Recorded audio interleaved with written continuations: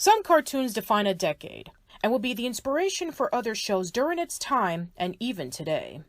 When looking into the past decade, one animated show stands out amongst the crowd. Cartoon Network's Adventure Time. Created by Pendleton Ward, Adventure Time is about a boy named Finn and a dog named Jake as they go through numerous adventures in the land of Oo, alongside with many characters in diverse worlds and kingdoms. The show lasted for 8 years, with 10 seasons totaling 283 episodes, as well as 2 specials airing exclusively on HBO Max, with 2 more on the way. There are comics, toys, video games, t-shirts, DVDs, physical and digital soundtracks, an unauthorized book, and a large dedicated fan base that's still passionate about the show to this very day. In honor of the show's anniversary of the first episode's debut, it's time to look back on Adventure Time's original pilot from 2007, when it was first pitched to Nickelodeon on the animated anthology series Random Cartoons created by Fred Seibert. We briefly talked about random cartoons on the Heroic Gem or Junk episode on Super Santa, but as a quick refresher for those who missed it, Random Cartoons was a show that had showcased 7-minute cartoons from up-and-coming animators to showcase their skills in animation, writing, and creativity for a possible green light to make their cartoons into full-fledged shows. Originally meant to be the 4th season of the 1998 Nickelodeon animated anthology series Oh Yeah Cartoons, Random Cartoons had aired on the Nicktoons network with 39 cartoons presented, with Adventure Time being the 5th cartoon showcased. How well does the original pilot hold up after almost 15 years later? Well, grab your bacon pancakes and royal tarts as we dive into Adventure Time in this episode of From Pilot to Final Product. We start things off with the theme song. It's the same theme song that would be featured in the TV series, with Pendleton Ward singing it himself with a guitar, as opposed to singing it with a ukulele. There are only 2 stagnant photos of our 2 main characters standing on a mountain with the show's logo, and them against 3 large wolves, who, by the way, aren't even in this pilot. In the final product, there's a huge booming shot showcasing the land of Oo and all the characters that reside, inspired by the likes of The Simpsons and Pee-wee's Playhouse, in which they showcase their town, their locations, and all the characters that would be featured. Adventure time, come on, grab your friends, we'll go to very distant lands. Jake the dog and Ben the human, the fun will never end, it's adventure time. You probably heard that the song had mentioned that the human's name was Pen. It wasn't until the show was picked up that his name was changed to Finn. This is just the beginning of the many changes from the pilot to the show, so let's continue. Right off the bat, no tree fort. Instead, Pen is sleeping alongside a tree while Jake is connecting to the internet to learn a new dance move. Then they see Lady Rainicorn flying in the air with Pen and Jake trying to find out what's wrong. They had learned that the Ice King had kidnapped Princess Bubblegum to force her to marry him, which would be his main motivation over the first few seasons of the TV series. Pen fights Ice King to rescue Princess Bubblegum, but he freezes him solid with Jake acquainting himself with Lady Rainicorn. So I guess this is how they first met, because in the TV series they were dating and would later on have kids together. With Pen frozen, his subconscious takes him back in time to Mars, where Abraham Lincoln gives him a pep talk of not giving up and to believe in himself. We wouldn't see Abraham Lincoln again until the 4th season of Adventure Time in the episode Son of Mars. Also, another thing I noticed during this scene is how perfectly intact planet Earth is. I assumed that the idea of the Mushroom War hadn't fully materialized yet. Pen breaks away from his ice prison and sees Ice King escaping with Princess Bubblegum. He, Jake, and Lady Rainicorn chase after him, with Jake being able to punch Ice King's crown and eliminating his powers, which also happens in the TV series. I like the little added touch that Ice King is able to fly because of his beard, which is consistent in the Season 2 episode Loyalty to the King, where Ice King wasn't able to fly because he had shaved his beard off. Princess Bubblegum gives her thanks to Pen for saving her life with a kiss. Pen reacts in a lovey-dovey way that would indicate his crush on Princess Bubblegum, which would be featured in the first few seasons. The pilot concludes with Pen and Jake on their next adventure. Look! Those ninjas are stealing that old man's diamonds! Give me back my diamonds! Later, Princess. I have to attend to this. Fare thee well, Pen and Jake. Jake! What time is it? Adventure time! Oh! Whoa, whoa, whoa, whoa, whoa. In previous episodes of From Pilot to Final Product, when I would look back on the voice cast on the animated pilot, most of the actors would be intact. Not in Adventure Time. Other than John DiMaggio as Jake, everyone is completely different. First, there's Zach Shada as Penn. Due to hitting puberty, he couldn't reprise his role when the show was greenlit on Cartoon Network. So instead, his younger brother Jeremy was cast in the role as Finn. Whoa! Algebraic! Algebraic!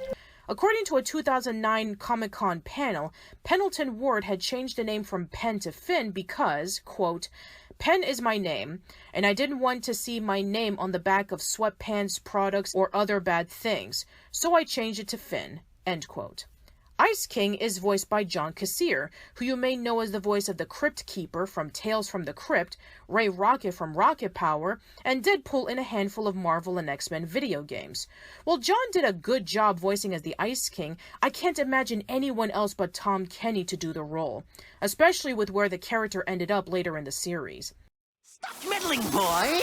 You and your magical dog can't harm me. Why are you keeping these girls prisoners, jerk? You don't understand. I collect princesses because I want to marry one. This is going to be a very controversial statement, but in my opinion, Simon/Ice King is my favorite voiceover role of Tom Kenny. I know that roles such as Heifer from Rocko's Modern Life, the narrator and mayor from the Powerpuff Girls, Spyro the Dragon, and especially SpongeBob are more renowned and iconic, but the humor, sadness, and heart that he put into Simon/Ice King was phenomenal.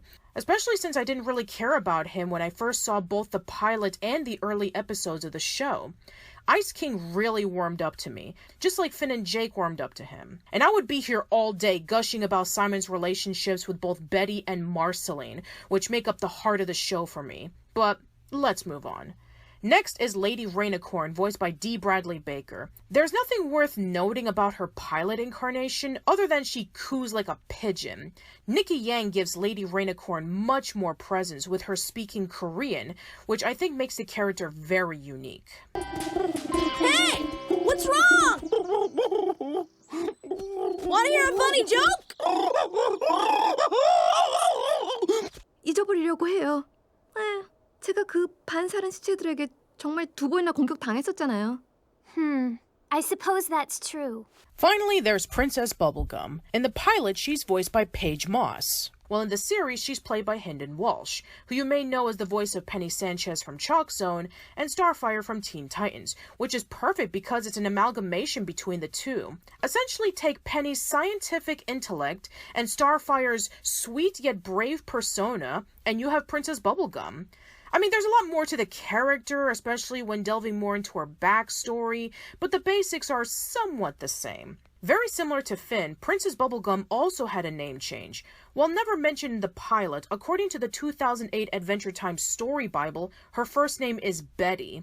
Betty is the first name of Pendleton's mother, and was possibly changed for the same reason as to why he changed Penn's name. In the TV series, Princess Bubblegum's first name is Bonnabelle, or Bonnie for short. As for the name Betty, it was given to Simon's fiancée, Betty Groff, who was first mentioned in the Season 3 episode Holly Jolly Secrets Part 2, and first appeared in the Season 5 episode Betty. I also like to think that Pendleton had changed their names because of the significance of the meaning of the characters' names and their overall personality. For example, the name Bonnabelle means fine, attractive, or pretty in Scottish, which describes Princess Bubblegum's exterior appearance.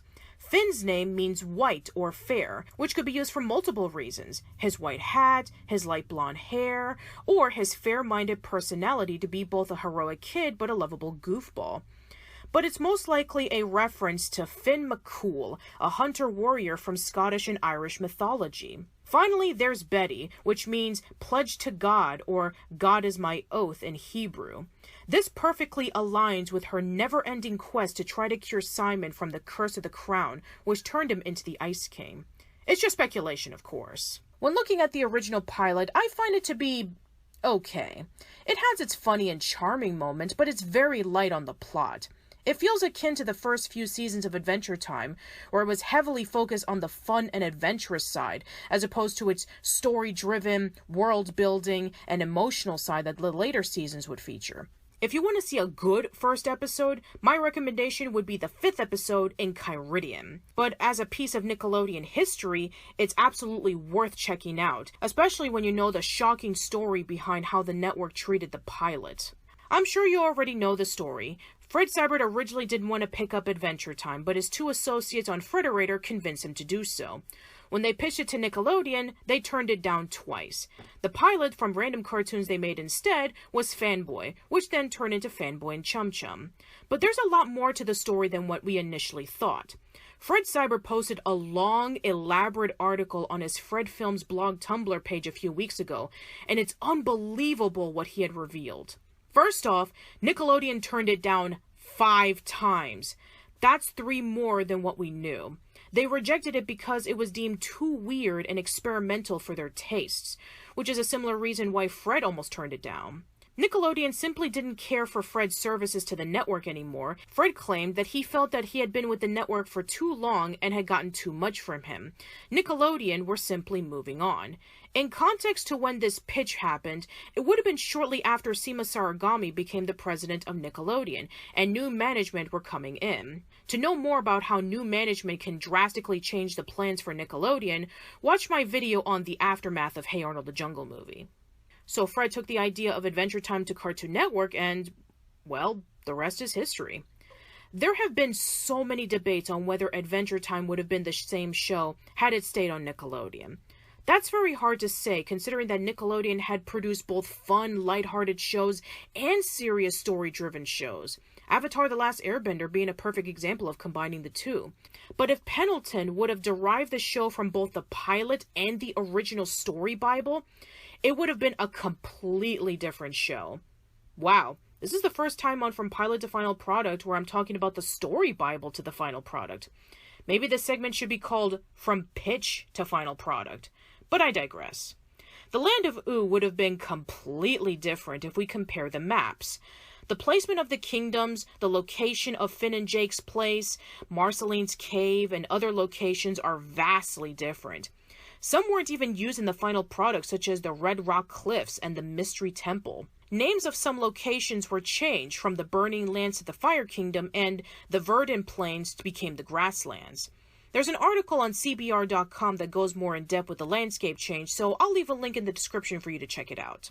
Then there's the character portrayals. Finn and Jake, both separately and together, are more or less the same, but Princess Bubblegum and Marceline together would have been completely different. They would have a friendly rivalry where they would play games together, and sometimes Finn would get caught in the middle to calm them down, or even be the reason why they would compete against each other. It's very akin to Betty and Veronica fighting for the love of Archie. As for Ice King, his hatred yet jealousy of Finn and Jake would be intact, but his love for gold and money was not. His motivation to capture princesses forcing to marry him would have been played a lot more in the early seasons of the show. Finally, there's the episode ideas. 4 episodes with titles and their synopses were posted in the Story Bible. The first one, Jakeless, would have been about Jake losing his ability to transform due to flying too close to the sun to impress Lady Rainicorn with his supersonic speed.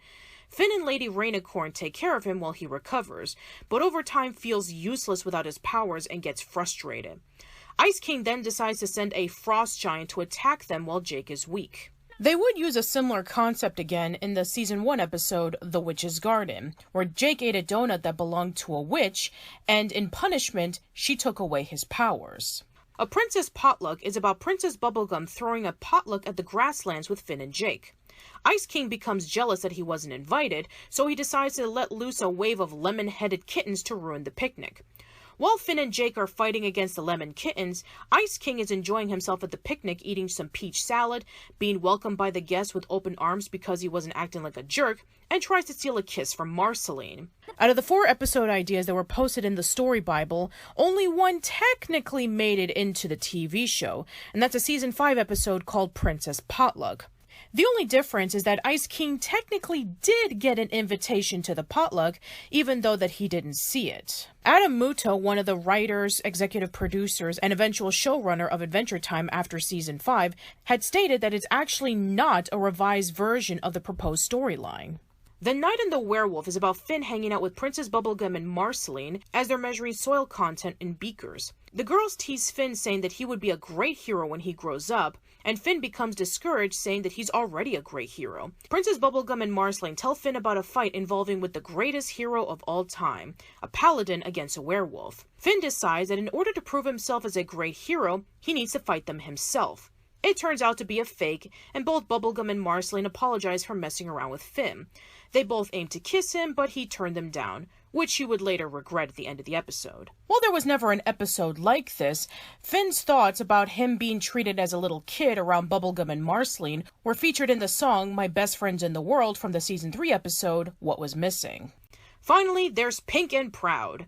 Princess Bubblegum tries to teach Finn etiquette skills, but failing at it. Finn then remarks that she's acting like a girly girl. Princess Bubblegum then decides to seek Marceline to teach her how to be a tough girl, and they go around playing pranks at Ice King and acting mean to some Candy Kingdom citizens at a nightclub. While Finn and Jake are fighting against a skeleton, Princess Bubblegum replies to them that she is girly. Finn then replies, "Duh!" and the episode ends with her karate chopping them. This plot synopsis was never used in an episode, and to be quite honest, I'm glad it didn't.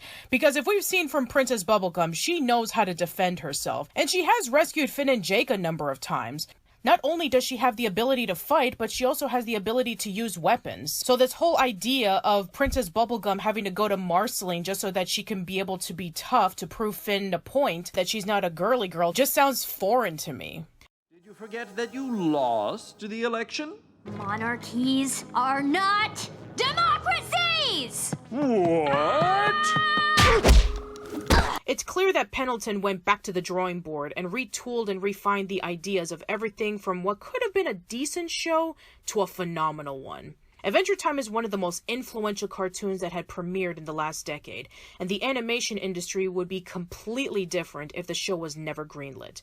Shows such as Steven Universe, Over the Garden Wall, Clarence, and OKKO wouldn't have come out. Heck, Cartoon Network would still be struggling since the network thought that animation was dead and live-action shows were the future. And it seems that we're getting deja vu all over again.